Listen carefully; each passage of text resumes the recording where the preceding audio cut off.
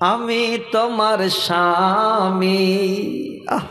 কবি বলছে কোন স্ত্রী যদি খালি বলে দেয় তুমি আমার স্বামী, আমি তোমার বধূ, তুমি আমার স্বামী, তোমারই আদেশ মতো সারা জীবন চলবো আমি।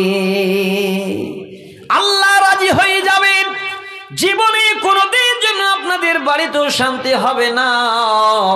এই জন্যে দুটি বুখারীর হাদিস আবার আপনাদের সামনে নিয়ে আসে।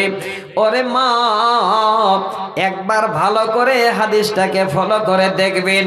আল্লাহ রাসূল বলছেন, হে পৃথিবীর নারীরা, যদি আল্লাহকে বাদ দিয়ে কোনো জায়গায় সিজদা করার অর্ডার থাকতো, আল্লাহকে বাদ দিয়ে এই রকমের কোন জায়গায় যদি মাথা নত করার অর্ডার থাকতো, তাহলে আমি নবী বলতাম তোমরা সবাই তোমাদের স্বামীর পায়ে গিয়ে সিজদা করো।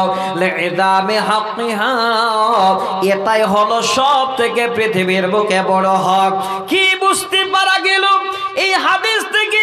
নবীজি বলছেন যদি আল্লাহকে বাদ দিয়ে কোন জায়গায় সিজদা করার অর্ডার থাকতো, লামাতুল মারআতা আন তাসজুদা লিজাওজিহা, আল্লাহ রাসূল বলছেন আমি অর্ডার দিয়ে দিতাম, হে পৃথিবীর নারীরা, তোমরা তোমাদের স্বামীর কাছে গিয়ে সিজদা করো, এটাই হলো তোমাদের জন্য সব থেকে বড় হক।